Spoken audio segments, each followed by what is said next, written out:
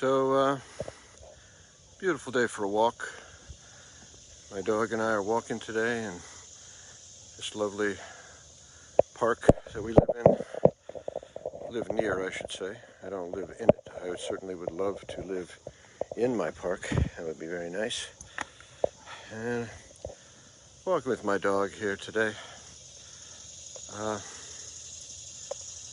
want to talk a little bit about where I'm standing these days in terms of our America First Republican Party and the election season. It's your good old friend, call me GM if you want, right here. And I got to tell you, we've just been through the two conventions. Both of the conventions are done. They're done. Now we're in the full electoral season. So I've decided, as I said in my other video, I said, I'm not going to let them wrap me up in an orgy of hatred, obsessive anger at them constantly for every little stupid headline, dumb statement, etc. that was put out without thinking or out of anger or low IQ foolishness. I'm not going to let them organize my spiritual well-being. Right? I'm not going to let them decide what my spirit, what my peace, my mind is going to be. And I decided that the best way for me to do that is to just use what I call the Nicholas Sandmann system. You know Nick Sandmann, that great kid who spoke at the Republican National Convention, Nick Sandmann, the fellow who was abused and, mistreated in horrible acts by Democrat newspapers and stars and so forth. Very horrible thing they did to him. But he stood strong. Remember Nick Sandmann? He stood up, he looked him in the face, didn't call him names, didn't say, you dumbass. He let them do the name calling. He let them do the hating. He let them do the violence. And then Nick Sandmann smiled. He was a gentleman of faith, by the way. He was a Christian who believed in forgiveness. And he walked away. And that's what Nick Sandmann did. And guess who was triumphant? Guess who was triumphant? Nick Sandmann was triumphant. $250 million he's set for the rest of his life. It's like winning the lottery. And he didn't do anything except stand up for himself in an honorable way. And what is an honorable way? An honorable way is not to engage in their activity, in their actions. Maxie, this way. Excuse me for a moment. I have to hold my dog until our friends pass over here. But Nick Sandmann is a person worth respecting. That's what I feel. Morning. And so, what did Nick Sandmann do that day that was so spectacular? You know what he did? He sat there and listened. He just listened. And you know what? Instead of sitting there and getting some emotional bonus points by telling those guys to go to hell, he just looked them in the eye, listened to what they had to say. Then he went home and he got ultimate victory. The victory that really matters. The victory that really matters. Not the emotional, I'm going to throw this in your face victory. That's not a victory. The real victory is when he went to court and he got them to admit they had engaged in wrongdoing, and the world could see that this type of behavior cannot continue. That's what Nick Sandmann did. And it's one of the reasons I am very much now in a place where I'm going to listen to the Democrats. I know this sounds ridiculous, doesn't mean I'm any less of an America First Republican Party supporter. I absolutely am. And I intend to continue to work extremely hard for the president during these next 2 months. That's a given. But we don't want to, I've decided I don't want to become the way they are. I don't want to react to them and then become them. If they're extremely angry based on false premises or half-truths or half-facts, well, the case of George Floyd is a good example. The man was, we now know, was on fentanyl and methamphetamines. We know that combination causes swelling of the lungs, and that can stop you from being able to breathe. It can give you a feeling of suffocating. He was claiming he couldn't breathe before any officer even touched him. Obviously, it was a drug overdose, and the cop didn't recognize it as a drug overdose. And that was the problem. That's what happened. We do need police reform, but we need intelligent reform. We need new devices. Why are we still using guns in 2020 with all the technology we have out there? All the technology we have we can go to the moon, we can do everything, but we ought to have some sort of taser that really does safely incapacitate someone, and also methods to understand when some idiot has taken drugs, and in the process of taking drugs, he's had an overdose. We got to do that as well. Hold on a second, let me get my dog. Maxie, this way. So, you know, of course, the death of any human being is a tragedy. This is our one life, our one opportunity to perfect our souls, to make ourselves better, good, positive, to improve ourselves, to put out good things into the world. Well, the way all of the great realized prophets and spiritual leaders of human history have asked us to do. And so I'll stop, I'll listen, and if there's something a Democrat has to say, if there's something deep inside them that's causing them pain, I want to hear it. I want to know what it is. I want to know where that wellspring of anger comes from, and then I would like, after Donald Trump wins in 2020, I want to reach over to those people who are so angry, so upset, and everything else, and say, listen, we're ready to talk about solutions, to negotiate common sense ways to deal with what's causing you to be angry. We're ready to do it, okay? Don't decide what we're ready to do. Don't let Don Lemon tell you what we're thinking.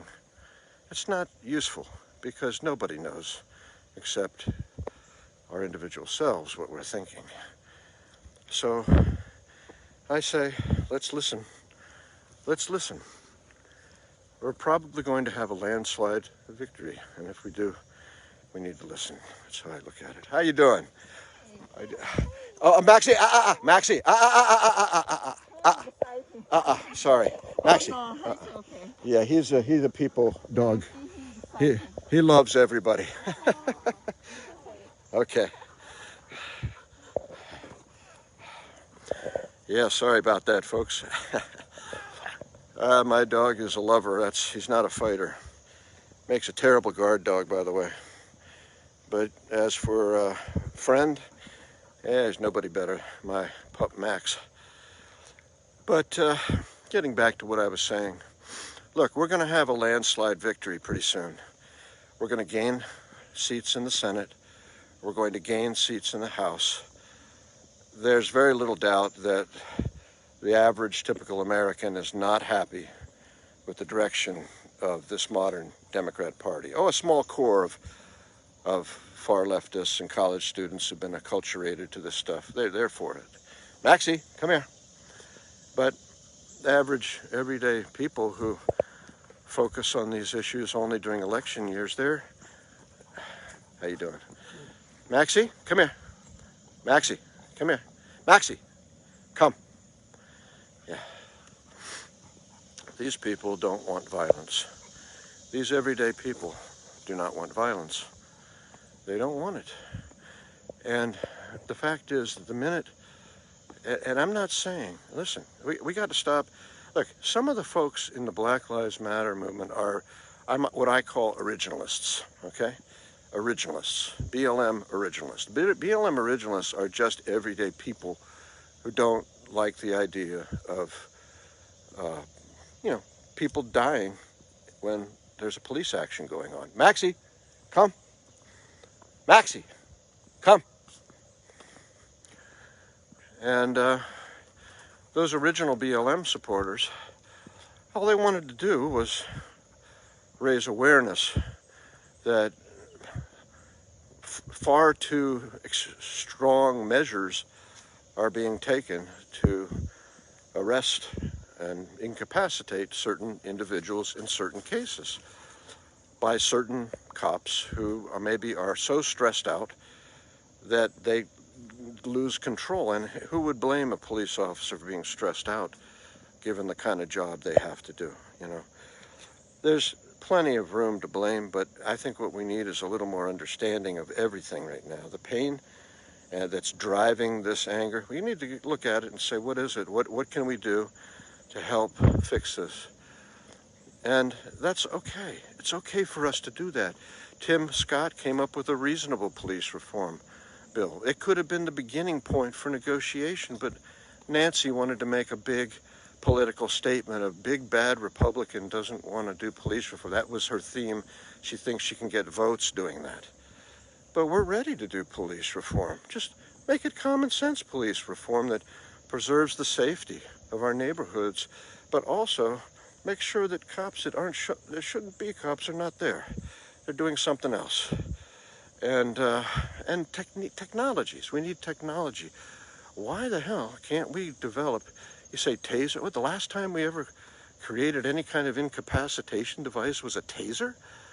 A person who's going nuts on fentanyl like George Floyd was, a taser's not going to work. Their body's moving on an involuntary, automatic basis, reacting there. We need better incapacitation methods and better methods of dealing with people who are on drugs. We have to admit that it's a problem. What can we do? Can we have, should every patrol have at least one person versed in drug overdoses and how to bring them down or to safely treat them quickly so that it doesn't escalate into something worse? That's a perfectly common sense approach. So we're all for that, but Democrats need to get past the election. All this nonsense, this anti-Trump nonsense, is all to get votes, all of it. And so much of this whole thing, they're trying to ride it into the election in the hope that somehow people will blame Trump for this and think that the Democrat Party is the solution to these problems. They're not the solution. They're the cause of much of it. But I'm not going to point fingers today. I'm not interested in it.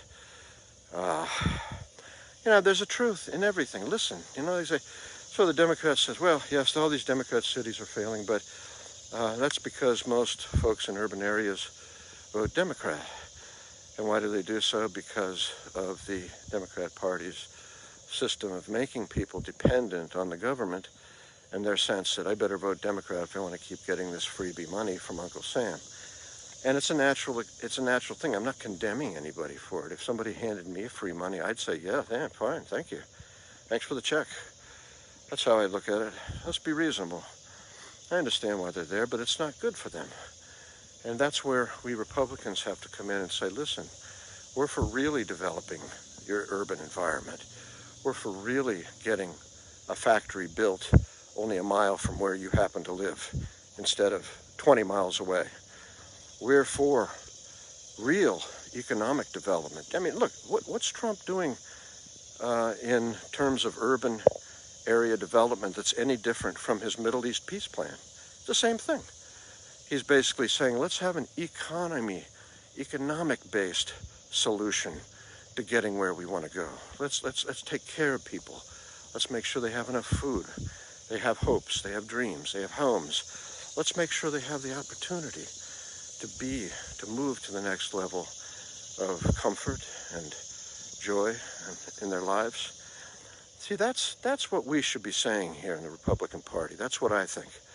We're talking about, yes, we believe in the country. Yes, we're patriots. Yes, we believe in all these things and support these things. But when we win by a landslide in November, which is going to happen, then we need to be benevolent. We need to be charitable. And I don't mean bowing down or surrendering to Democrat craziness. I'm not saying that. But what I'm saying is the source of all this crap for some people who are joining the Democrats is pain, concern, worry. And I'm saying, as Republicans who have been victorious, we need to practice what we believe. We need to be what we believe, not just talk about what we believe. But we Republicans have to be what we say we believe. And we talk about being Americans, right? Right? Yeah, I'm as angry and upset as anybody else about some of the nonsense coming out of Maxine Waters and AOC. Yeah, you've already seen my videos. You know my credentials on that. But I feel that when you're about to be victorious, which we are, and in the aftermath of our upcoming victory, we need to be magnanimous. We need to be able to listen. That doesn't mean folding, doesn't mean surrendering. But we need to extend the hand over to them and say, listen, we won, but we'd like to open a door to you. Come on over to us. Come on through that door, please. This is what we got to say. Come on over and sit down and talk with us. Tell us what matters to you. We'll tell you what matters to us. Then let's see if we can't find a middle ground that makes everyone happy. Maxie, this way. You see, that's how you lead a country. Now, Donald Trump has no problem leading us. That's simple. That's easy. But we want more than that. Come here, Max. All right, thank you.